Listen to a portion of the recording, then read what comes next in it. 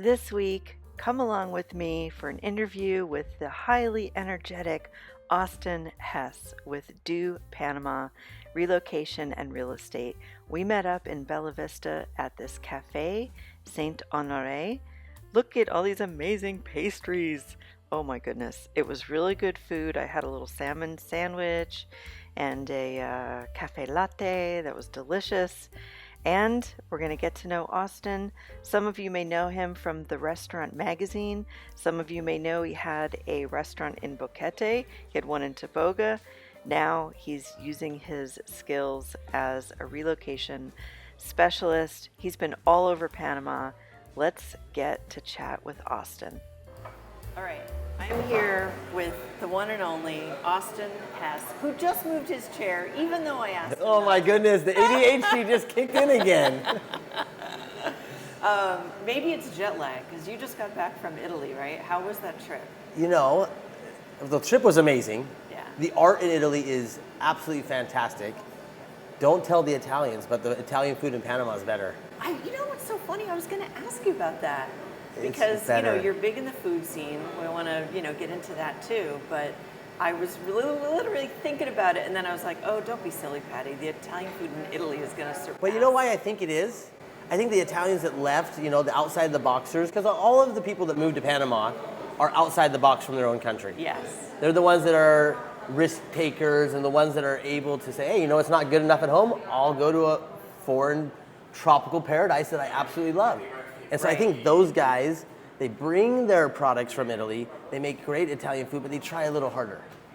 Maybe, I don't know, that's just a guess. But I appreciate the Italian food here a lot more. Maybe I didn't go to the right ones, I don't know. There's a lot of restaurants. But I have to say the art was absolutely magical, the country was amazing, the Italian people were awesome people. I had an incredible time. It was really good. The pictures you posted looked amazing, like just mesmerizing, a feast for the eyes. But the jet lag, I was actually flying back in time. Like I told my kid, I'm like, dude, it's only a 3-hour flight. He goes, I don't understand how. I'm like, because we're flying backwards. And he was like, Dad, but it's still a 10-hour flight. I'm like, no, it's 3 hours. You time traveled. All right, so that's a good thing. Of course, I want you to introduce yourself, but I have so many questions for you. But yeah, let's just do a little introduction. Tell my subscribers just who you are and what kind of business ventures you have here in Panama. Awesome. Okay. Well, first and foremost, it's so awesome to be talking with you. I'm glad that we're doing this, and I appreciate you.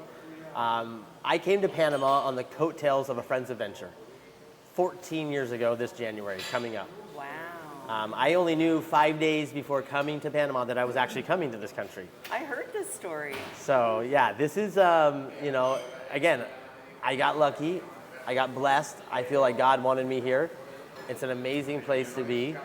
I'm big on the universe and feelings. So after I got here, we came here to find gold in the river. We found out real quick through a girl I met that it was illegal to keep the gold.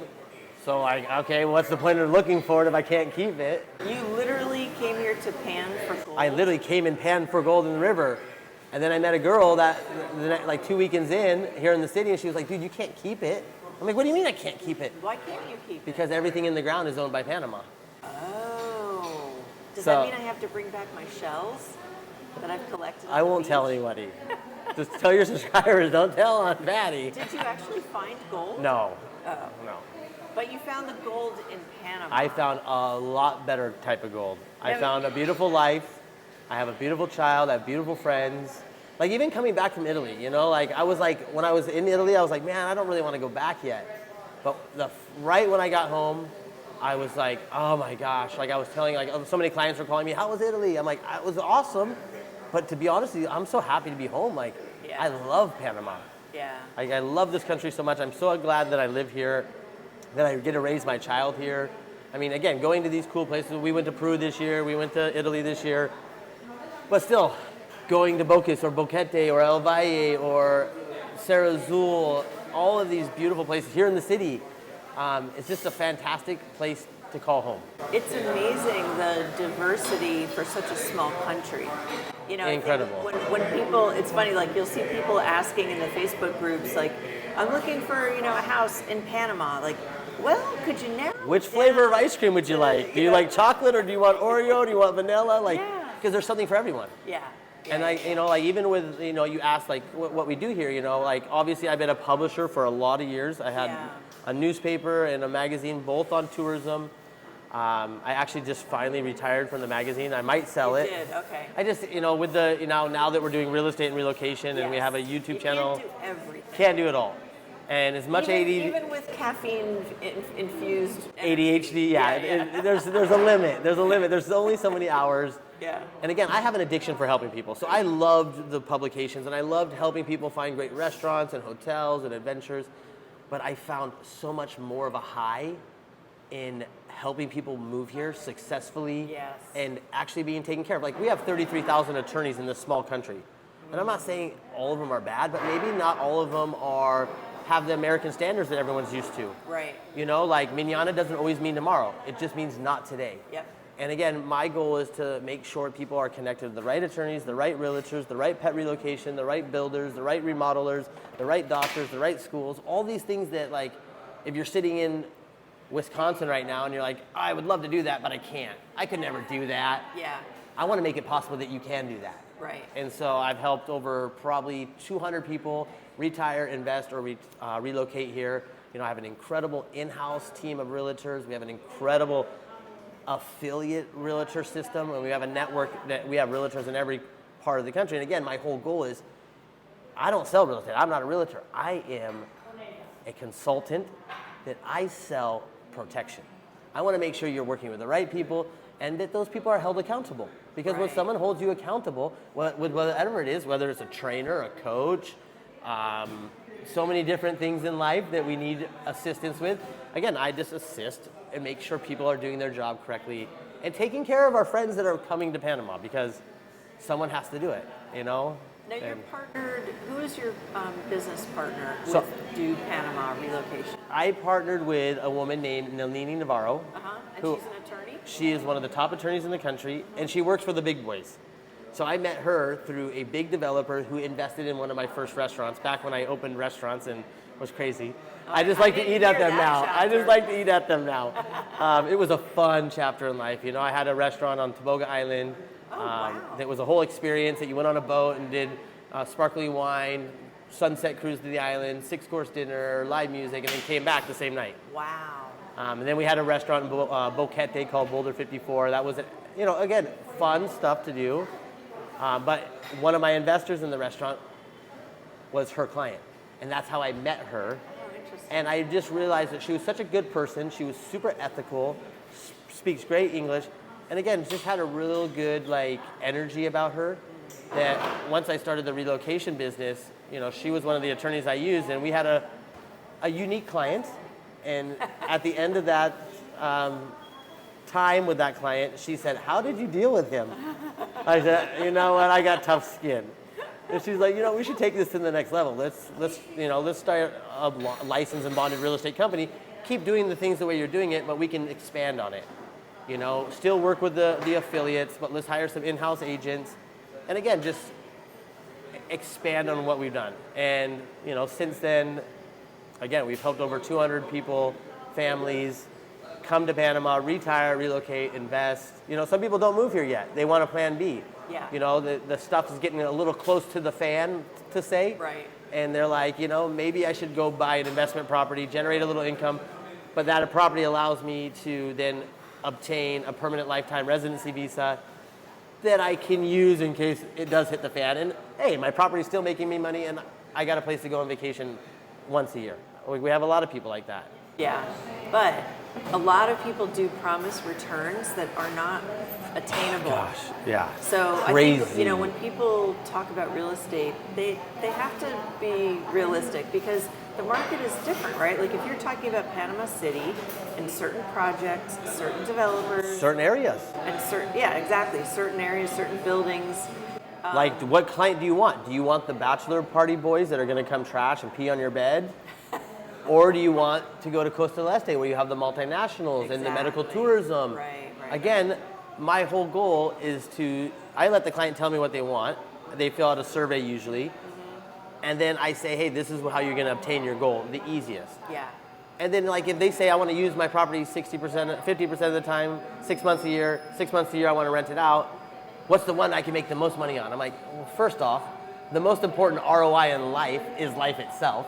Yes. So what's going to make you the happiest? Yep. And even if you're going to make a lower ROI, if you like Coronado, I mean, honestly, you're going to make maybe 1/3 to half of what you're going to make in Costa del Este or in Casco Viejo or in Obarrio or, some of these, again, depending on what you purchased it for. Yeah. And what you're renting it at.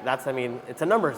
Yeah. Numbers don't lie, I think, the other good piece of advice that I got from a financial planner once was make decisions based on, can you sleep at night with that decision? Of course.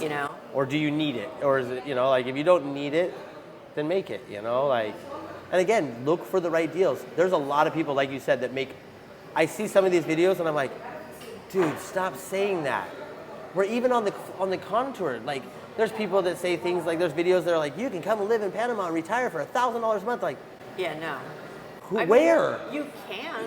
It's going to be difficult. You're going to live in the interior. In a bedroom. In a bedroom that has maybe a room or two around it. You're going to have breeze block for windows. You're not going to have electricity. So again, I try to make it realistic. I want to be super authentic, which is one of the most blessing that I feel in this. Like, at least probably 90% of the compliments I get, because the people always say, "Oh, I love your videos and this and that," but I always hear, "You're so authentic," and I'm like, that just warms my heart. But I want to make sure that I'm authentic, and that again, that I give people, like one guy today, for example, I had a call, and he's like, "I love this building," and I'm like, "No, you don't. Stop thinking of that building." I'm not going to say the name of the building. No, don't. But I don't like the project. I think it's very misleading. And I explained to him. I even pulled it up on Google Maps to explain my reason why I believe that. And he was like, "That doesn't look anything like the marketing." I said, "I told you." And I'm like, "This is my job. I'm going to put you with one of my agents." Yeah. I made a group with one of my top agents, and I got them connected, and he's already sending properties to this client. And again, this is our job. Like, I consult with the clients, and I figure out what they're actually looking for, what they're looking to achieve, and I put them with the best agent or the best affiliate, and we start that real estate process. And then, of course, once they're ready to do the immigration, with the best attorney, they got a beautiful dog they want to bring down, or some cats or whatever, we have the best pet relocation companies. You might come down, find the best house, and your wife hates the kitchen. Don't worry about it. We can change the tiles.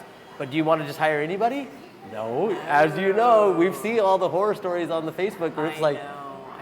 And it's because, allow me to help. I don't charge my clients anything, because the way we make money is through the commissions through the real estate transaction. So, like my mom always raised me, be a win-win for people. If you can win while you're creating a win for someone else, you're going to win forever. Yeah. Because people are always going to want to win. Yeah. Your name is not going to be whispered in the back rooms of social media. No, thank you. People saying, don't work with him. And that happens. Some people, I think they see their livelihood maybe not so lively. Well, this is why I started this business. Yeah. Because when I owned the newspaper, I got to go to every cool place in the country every single month. Oh, you had to. It was such a rough life, eating all this good food, staying in these beautiful hotels. Yeah. And then Are you sure you want to give that up? I don't want to, but again, it was a good chapter. Yes. But I got to meet a lot of people, and I'm very social, and so I met a lot of people, and then they were loving life, but they were like, "Oh, but this happened to me," or "This happened to me," and I'm like, man, someone needs to step up and be the liaison. And then after the pandemic hit, I learned real fast, because everybody canceled their advertising, what retirement would feel like. And I was like, man, I can never retire if I don't change my financial income. Right. So that's when I started doing relocation assistance, and it just progressed rapidly. Again, I found that I got a real high, not just off the process, but seeing the people 8 months later. Yes. And how positive and loving, they're like, "My life is amazing," and I'm like, yeah. And I gotta be a participant in that. I made sure they worked with the best realtor. I made sure they were with the best attorney. I participated in that, and that made me feel so good that I was like, nothing beats that high. Yeah. And again, most of our clients, I would say probably 80-85% are buying in the city. Yeah. Our clients. And that market is substantially different than, Coronado, El Valle, Boquete, Bocas, David. But like Boquete, it's almost impossible to find a rental right now. Oh, really? That's why they're building 4 or 5 different development projects. Like developers from the city all went to Boquete at the same time. Wow. Like there's some great projects. Not everybody loves it. You know, a lot of people think it's growing too fast, and you know, hopefully they figure it out. I mean, with everything, there's growing pains. I trust the professionals. Yes. And hopefully the right ones. And again, that's what's good about me is I've been here for almost 14 years. I know the best realtors in Coronado. Yeah. I know the ones you should definitely stay away from too. Right. And I make sure my clients stay away from them. Obviously, one topic, I know you came out with a new book, congratulations, you know, and it's on a topic that we're both heavy in, and that's one thing that I talk to people about with, like, you know, but they have AA already, and I'm like, yeah, but again, nothing against AA, the 12 steps work for so many people, but I found, you know, whenever I went to AA, people were talking about like their past and like how bad it was. Like, why don't you focus on the future? Like you're doing so many great things with your life now. Why don't we focus on those things instead of the bad things? Like, again, that's something that I've been blessed with. You can kick me in the shin, but I'm like, well, but I still have my hand, you know? Right. Like, You still got the other shin. yeah, I got the other shin, so I'm always, you know, looking for the positive. But yeah, in Panama, if you do talk badly about people, you can get in trouble. And it's not cheap either. I think it's like $50,000. What? Yeah. Wow. That's what I heard. Okay. Yeah. Talk to an attorney. Yeah. Again, I don't know everything, but I know everybody that knows everything. That's my thing. Let me segue into some questions about, in general, what has your experience been like starting businesses? Because let me get this straight. You've had restaurants here, you've had the magazine, and now you're in relocation and, you know, real estate and consulting. So when you first arrived 14 years ago, time traveled back to that time, you're bright-eyed and bushy-tailed. And broke. Living in a maid's quarter. Gosh, it was wild. What were some of the lessons that you've learned? Because there are a lot of people who aren't retired coming to Panama and they want to start a business.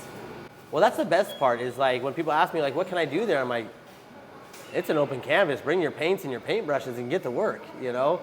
As long as you can put effort into what you do and you love what you do, you'll be successful.